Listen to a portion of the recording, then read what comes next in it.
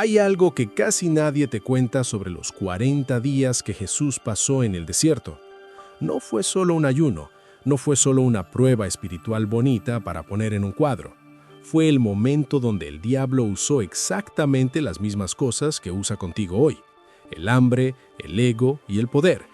Y si Jesús no hubiera respondido como respondió, todo, absolutamente todo, hubiera sido diferente.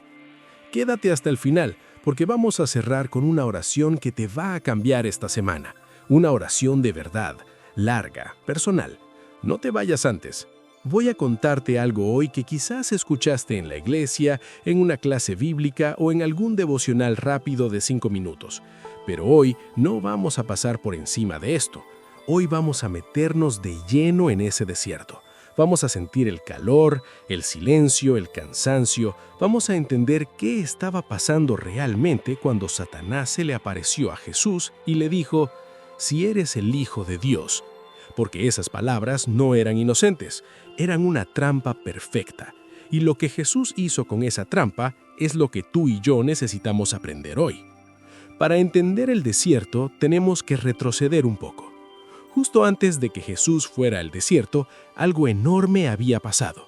Algo que cambió todo. Jesús había sido bautizado por Juan en el río Jordán. Y cuando salió del agua, la Biblia dice que los cielos se abrieron, el Espíritu Santo bajó como una paloma sobre él, y una voz del cielo dijo: «Este es mi Hijo amado, en quien tengo complacencia». Piensa en eso un segundo. Dios mismo, desde el cielo, dijo en voz alta: «Este es mi Hijo, estoy orgulloso de él». Eso es poderoso, eso es confirmación divina. Eso es el respaldo más grande que cualquier ser humano puede recibir. Y justo después de ese momento tan alto, tan glorioso, tan lleno de la presencia de Dios, el Espíritu llevó a Jesús al desierto. No a un retiro espiritual con buena comida y camas cómodas, al desierto de verdad, un lugar seco, caliente, sin agua, sin sombra suficiente, sin comida, lleno de animales salvajes. ¿Por qué? ¿Para qué sirve ir de la cumbre al desierto? Eso es exactamente lo que vamos a explorar ahora.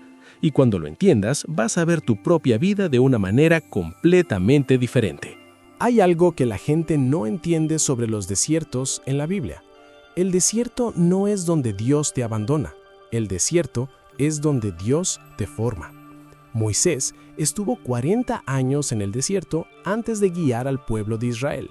El pueblo de Israel estuvo 40 años en el desierto antes de entrar a la tierra prometida. Juan el Bautista creció en el desierto, y ahora Jesús, el Hijo de Dios, antes de comenzar su ministerio público, antes de sanar a nadie, antes de predicar su primer sermón, antes de hacer su primer milagro, fue al desierto. El número 40 no es aleatorio en la Biblia. Es un número que representa prueba, formación y transición. 40 días, 40 años, siempre es un periodo de pasar de un lugar a otro. Jesús no fue al desierto porque algo estaba mal con él. Jesús fue al desierto porque algo grande estaba a punto de comenzar. Y para que algo grande comience en tu vida, hay cosas que primero tienen que ser probadas, purificadas, confirmadas. Ahora, escucha esto bien. Jesús fue al desierto lleno del Espíritu Santo. Lucas 4:1 dice exactamente eso. Jesús, lleno del Espíritu Santo, volvió del Jordán y fue llevado por el Espíritu al desierto. Así que el desierto no fue algo que le pasó a Jesús en su peor momento, le pasó en su mejor momento espiritual, lleno del Espíritu, recién confirmado por el Padre. Y aún así, el desierto fue duro, muy duro. 40 días sin comer. No es un ayuno de fin de semana. Son 40 días. Tu cuerpo, después de una semana sin comida, empieza a consumir músculo. Después de 2 semanas, el cansancio es extremo. Después de 40 días, el hambre ya no es solo física, es casi alucinante. El cuerpo está al límite. Y en ese momento exacto, cuando Jesús estaba más cansado, más hambriento, más físicamente debilitado, apareció el diablo. ¿Por qué en ese momento? ¿Por qué cuando uno está más débil? Eso no es coincidencia. Y cuando entiendas la lógica detrás de eso, vas a reconocer cuando el enemigo te está atacando a ti también. Hay algo que tienes que saber sobre cómo opera el diablo. Él no aparece cuando estás fuerte. Él aparece cuando estás agotado. No aparece cuando tienes todo resuelto. Aparece cuando tienes hambre, cuando estás solo, cuando llevas demasiado tiempo en tu desierto y ya empiezas a dudar. Y la primera cosa que hace no es atacarte de frente. La primera cosa que hace es poner en duda tu identidad. Mira cómo empieza la primera tentación en Mateo 4:3. Si eres el Hijo de Dios, di que estas piedras se conviertan en pan.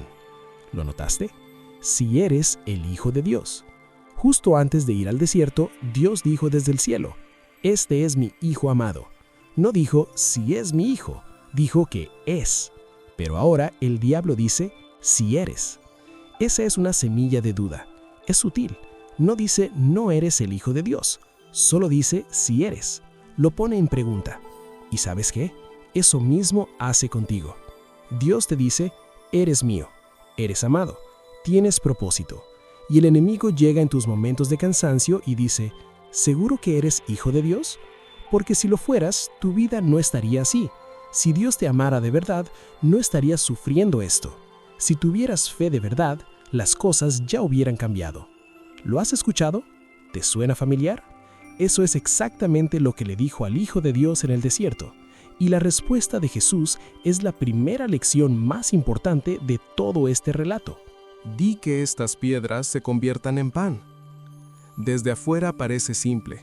Jesús tiene hambre, tiene poder para hacer el milagro. ¿Cuál es el problema? El problema no es el pan. El problema es el si eres. El problema es usar el poder de Dios para satisfacer una necesidad personal, para probar algo, para demostrarle al diablo quién es. El diablo le estaba diciendo en el fondo, usa tu poder para ti mismo, sálvate a ti mismo, no dependas de Dios para esto. Y Jesús respondió con algo que debería tatuarse en tu mente. No solo de pan vive el hombre, sino de toda palabra que sale de la boca de Dios. Eso es de Deuteronomio 8:3. Jesús estaba citando la Escritura, no argumentó con el diablo, no debatió, no se puso a explicar. Citó la palabra. Pero hay algo más profundo aquí. Jesús en ese momento estaba diciendo, mi identidad no depende de si puedo hacer este milagro o no.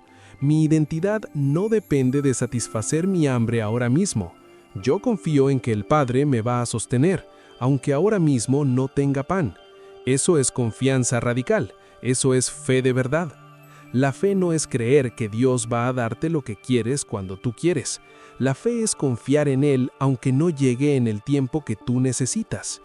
Jesús tenía 40 días de hambre encima, y aún así dijo, no solo de pan vive el hombre. ¿Cuántos días llevas esperando algo? ¿Una respuesta? ¿Un milagro? ¿Una puerta que se abra? Y en medio de esa espera, ¿cuántas veces el enemigo te ha dicho, si Dios de verdad te amara, ya hubiera actuado? La respuesta de Jesús es también tu respuesta. No solo de lo que puedo ver, de lo que puedo tocar, de lo que puedo controlar, vive el hombre. Hay algo más que sostiene mi vida, la palabra de Dios. Después del primer fracaso, el diablo no se rindió. Eso también es importante. El enemigo no se rinde después del primer intento. Si no funcionó una estrategia, prueba con otra. La segunda tentación fue así. El diablo llevó a Jesús a Jerusalén, lo puso en el punto más alto del templo y le dijo, si eres el Hijo de Dios, lánzate desde aquí porque escrito está, a sus ángeles mandará acerca de ti que te guarden, y en sus manos te sostendrán para que no tropieces con tu pie en piedra. Esta vez el diablo también citó la Escritura, específicamente el Salmo 91. ¿Lo ves? El diablo puede citar la Biblia, puede usar versículos, puede sonar espiritual. Hay personas que van a venir a tu vida con versículos bíblicos mal usados para llevarte por caminos equivocados. Eso no es nuevo. Eso lo inventó el diablo en el desierto hace 2000 años. ¿Qué le estaba diciendo el diablo realmente? Si eres el Hijo de Dios, pruébalo de manera espectacular. Haz algo dramático. Deja que todos te vean caer y ser rescatado por ángeles. Eso sí sería impresionante. Eso sí haría que la gente te creyera. Era una tentación de espectáculo, de poder visible, de validación humana. Y Jesús respondió: no tentarás al Señor tu Dios. Eso también viene de Deuteronomio. Jesús citó la Escritura de nuevo. ¿Qué significa no tentar a Dios? Significa no poner a Dios en una posición de, si me amas, demuéstralo así. No exigirle señales para creer. No hacer algo arriesgado e irresponsable esperando que Dios lo arregle. Hay personas que viven así. Si Dios me ama, me va a salvar de esta deuda que hice por vivir sin control. Si Dios me ama, me va a sanar, aunque yo haga todo lo contrario a lo que un médico me dijo. No funciona así. La fe genuina no le pone ultimátums a Dios. Jesús no necesitaba saltar desde el templo para probar quién era. Él ya sabía quién era. La voz del Padre en el Jordán se lo había dicho, y eso era suficiente. ¿Y tú, cuántas veces has necesitado que alguien más te confirme lo que Dios ya te dijo? Esa necesidad de validación externa es exactamente lo que el diablo quería despertar en Jesús. Y lo mismo intenta contigo.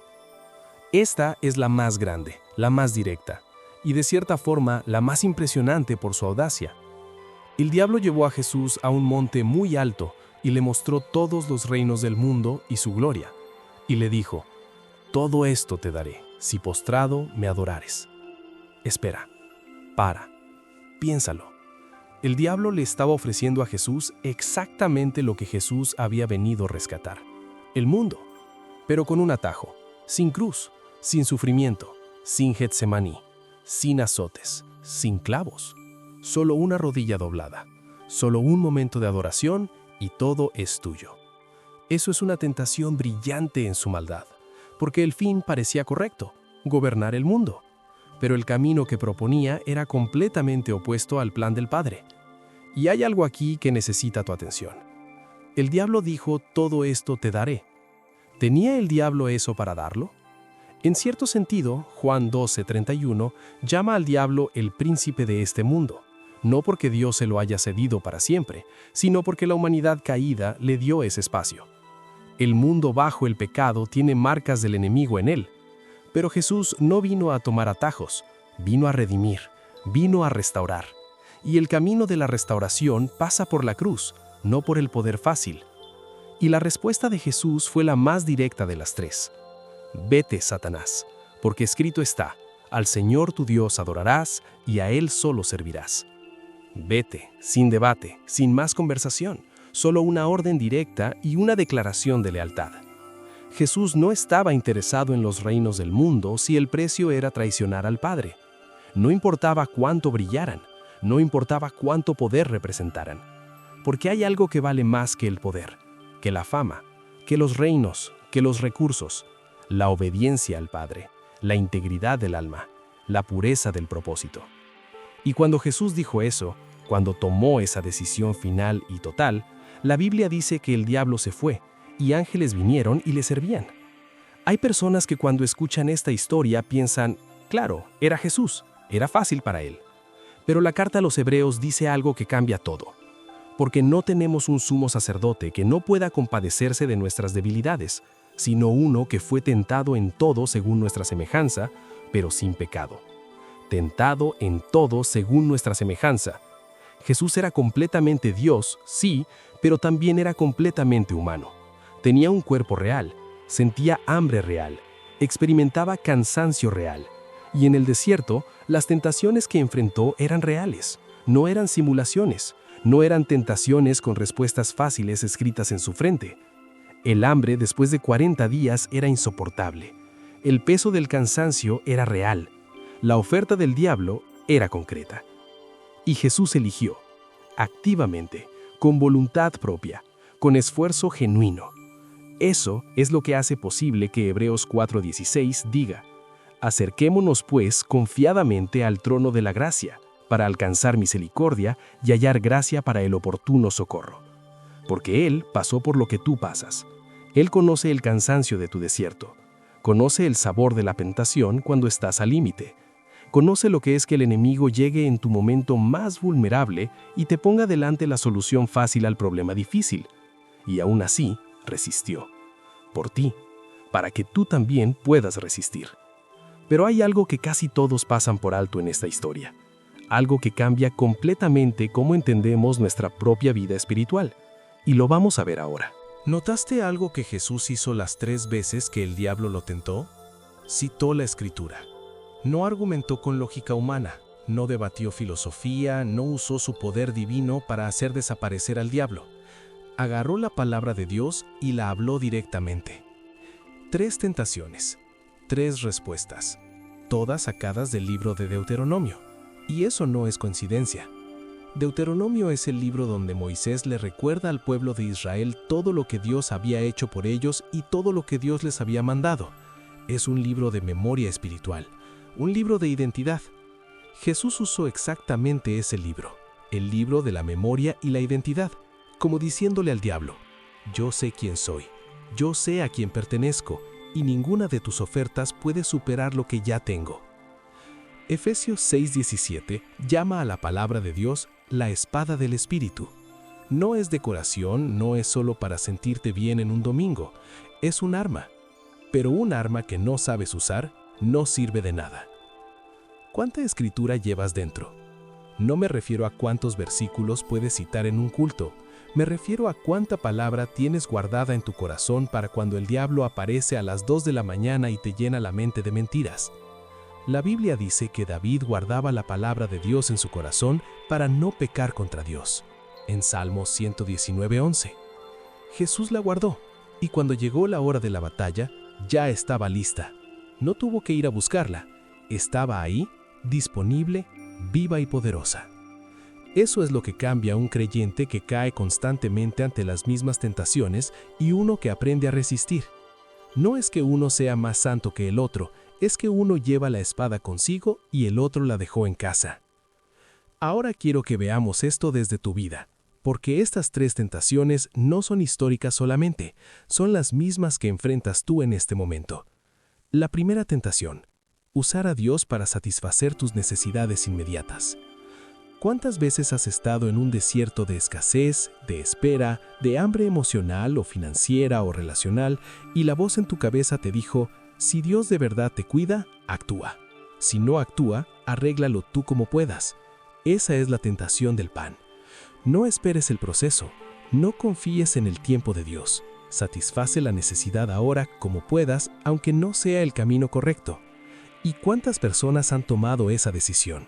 Han tomado el atajo, han mentido para resolver un problema, han usado sus dones para su propio beneficio egoísta, han tomado lo que no era suyo porque el desierto se sentía muy largo, y el atajo siempre cuesta más de lo que parece al principio. La segunda tentación es la búsqueda de validación espectacular. ¿Cuántas veces has necesitado que alguien te vea, te reconozca, te confirme? ¿Cuántas veces has hecho algo bueno esperando que Dios o la gente respondiera de manera impresionante para saber que estabas en el camino correcto? Esa es la tentación del templo. Haz algo visible, algo que la gente vea, algo que genere aplauso y entonces sabrás que Dios está contigo. Pero Dios no siempre trabaja en lo espectacular. La mayoría de veces trabaja en lo silencioso, en lo invisible, en lo que nadie más ve. Y el creyente que necesita validación constante va a ser manipulado por personas, por el enemigo, por su propio ego. La tercera tentación: el reino fácil. ¿Cuántas veces has querido el resultado sin el camino, la madurez sin el sufrimiento, el liderazgo sin la formación, el éxito sin el proceso? Esa es la tentación del reino fácil. Te doy lo que quieres, solo dóblate un poco, solo compromete un poco tus principios. Solo cede en esto pequeño, y lo pequeño se convierte en lo grande, y lo grande se convierte en la esclavitud. Las personas que más rápido llegaron al top en sus vidas, en muchos casos también fueron las que más rápido perdieron todo, porque construyeron sobre atajos, sobre compromisos con lo que no debían comprometerse. El proceso duele, pero el proceso construye algo que no se puede quitar. Y ahora viene la parte que más me impacta de toda esta historia. Algo que Jesús hizo después del desierto que revela todo sobre para qué sirve realmente una prueba. Lucas 4:14 dice algo fascinante. Después de que Jesús salió del desierto victorioso, dice: y Jesús volvió en el poder del Espíritu a Galilea, y se difundió su fama por toda la región de alrededor. No salió igual que entró. Entró lleno del Espíritu. Salió en el poder del Espíritu. El desierto no lo debilitó. El desierto lo fortaleció. Ese es el propósito de la prueba. No destruirte, formarte, no acabarte, revelarte. Cuando Jesús salió del desierto, comenzó su ministerio público.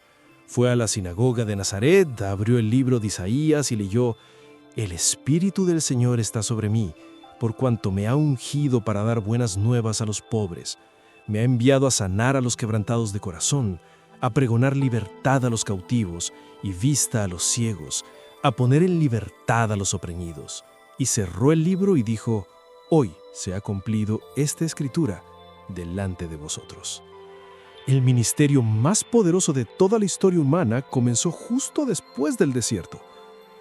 ¿Qué te dice eso sobre tu propio desierto?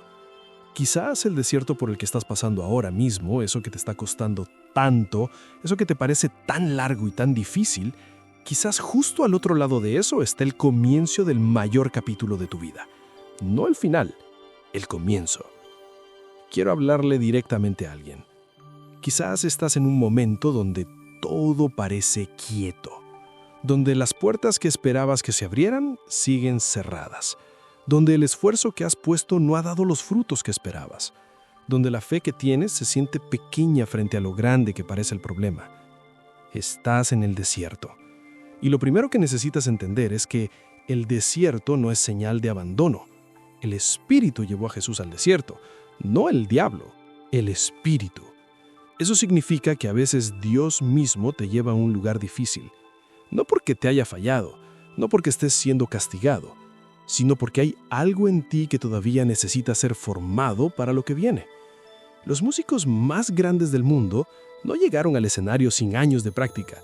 Los atletas más disciplinados no llegaron a la competencia sin miles de horas de entrenamiento donde nadie los veía.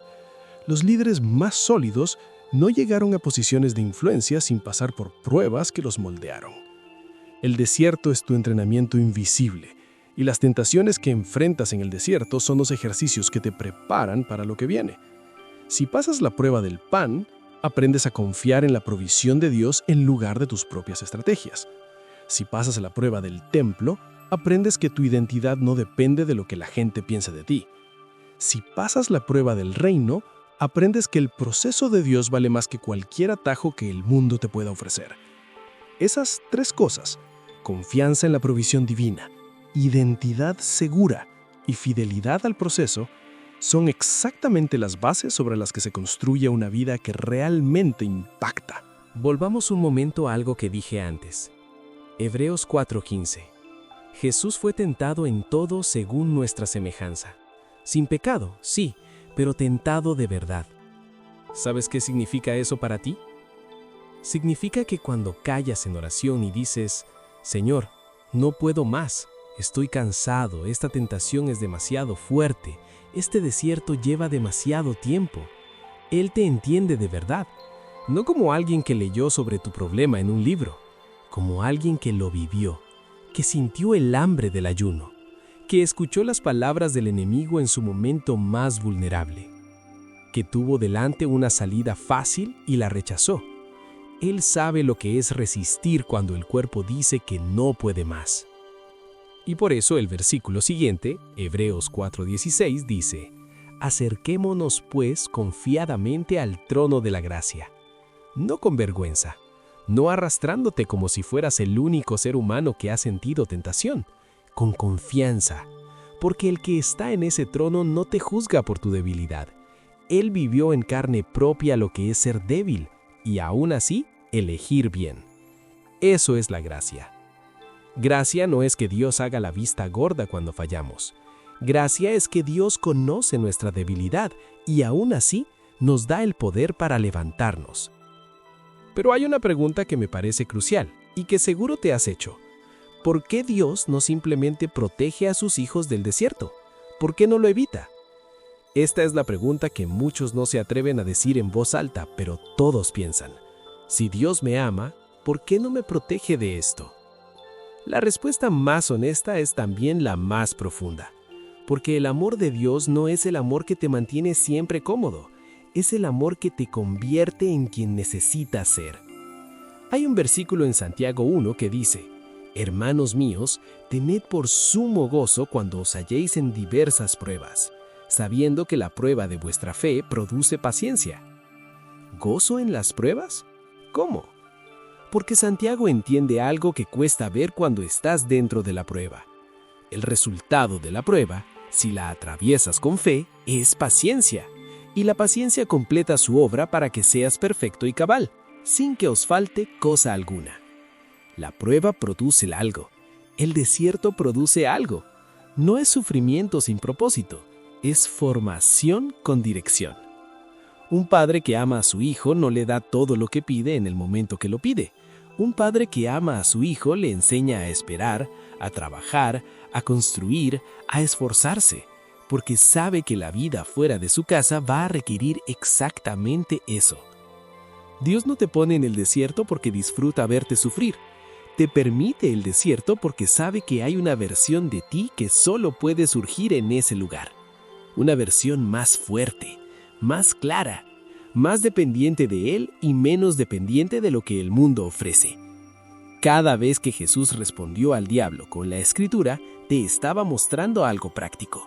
No te estaba mostrando un truco de magia espiritual, te estaba mostrando la disciplina de un hombre que conocía la palabra de Dios y vivía por ella. Jesús conocía Deuteronomio porque lo había meditado, porque lo había llevado en su corazón, no solo en su mente como dato intelectual, en su corazón como fundamento de su identidad. Cuando el diablo llegó con su primera tentación, Jesús no tuvo que pensar, a ver qué versículo uso aquí. Ya estaba dentro de él, brotó natural, inmediato, poderoso. Eso es lo que quiere Dios para ti. No que seas alguien que puede buscar versículos en Google cuando los necesita, sino alguien que ha meditado en la palabra con tanta profundidad que cuando el enemigo ataca, la respuesta ya está lista. El Salmo 1 habla de un hombre que medita en la ley de Dios día y noche, y dice que ese hombre es como un árbol plantado junto a corrientes de aguas, que da fruto en su tiempo, que su hoja no cae. El árbol que da fruto en tiempo de sequía no es el que fue plantado ayer, es el que tiene raíces profundas que llegan al agua aunque la superficie esté seca. Esas raíces se forman en la meditación, en el estudio, en la oración, en el tiempo con Dios cuando no hay crisis, para que cuando llegue la crisis las raíces ya estén ahí. Hay algo más que quiero que veas en esta historia. Las 3 tentaciones del diablo empezaron con una pregunta sobre la identidad de Jesús. Si eres el Hijo de Dios. Y las 3 respuestas de Jesús fueron basadas en una certeza sobre esa identidad. No en arrogancia, en confianza tranquila. Yo sé quién soy, yo sé a quién sirvo, yo sé cuál es mi misión. La identidad es la ancla de la fe. Cuando sabes quién eres en Cristo, las tentaciones pierden poder. No porque desaparezcan, sino porque ya no tienen dónde agarrarse. La tentación del pan solo funciona si no sabes que el Padre puede proveer. La tentación del templo solo funciona si necesitas que la gente confirme tu valor. La tentación del reino solo funciona si crees que el proceso de Dios no es suficiente. Cuando tu identidad está firme en Cristo, esas puertas están cerradas. Tú eres hijo de Dios, no porque lo hayas ganado, no porque siempre hagas todo bien, sino porque Él te adoptó, te redimió, te marcó como suyo. Romanos 8:15 dice, «Pues no habéis recibido el espíritu de esclavitud para estar otra vez en temor, sino que habéis recibido el espíritu de adopción por el cual clamamos, Abba, Padre». Abba, papá, la palabra más íntima, más cercana, más tierna que un hijo puede usar para llamar a su padre.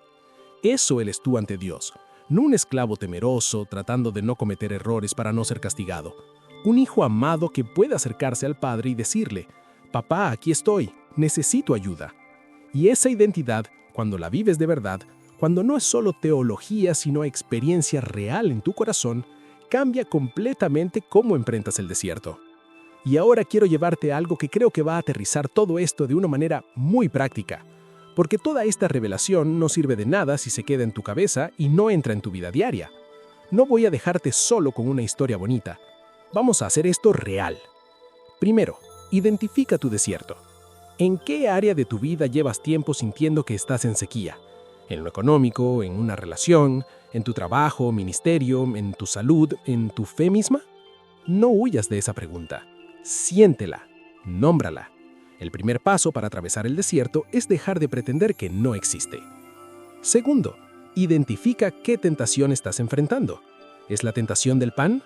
¿Te está costando confiar en el proceso de Dios y tienes la presión de hacer algo tú mismo aunque no sea lo correcto? ¿Es la tentación del templo? ¿Estás buscando validación de personas, de seguidores, de aprobación externa para sentirte seguro en lo que haces? ¿Es la tentación del reino?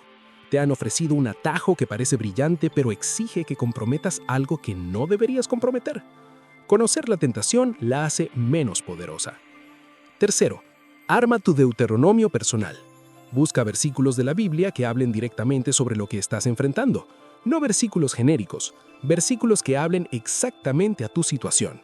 Si es miedo, Josué 1:9, si es escasez, Filipenses 4:19, si es confusión de propósito, Jeremías 29:11, escríbelos, memorízalos, háblalos en voz alta, no como ritual mágico, como declaración de fe, como recordatorio de quién es tu Dios y quién eres tú para Él.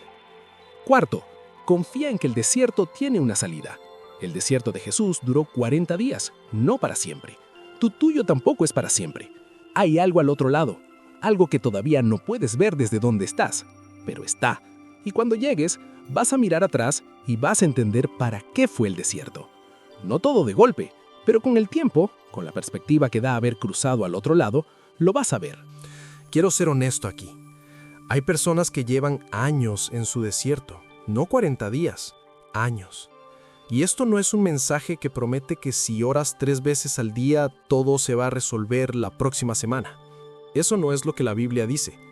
Lo que la Biblia dice es que el Dios que estuvo con Jesús en el desierto está contigo en el tuyo. El Dios que le mandó ángeles a Jesús después de que venció, también te sostiene a ti. El Dios que convirtió el desierto de Jesús en el trampolín para el ministerio más grande de la historia, también puede convertir tu desierto en el comienzo de algo que todavía no imaginas. ¿Cuánto tiempo más? No lo sé. Esa respuesta la tiene Él. Pero lo que sí sé es que el tiempo en el desierto no es tiempo perdido, es tiempo invertido.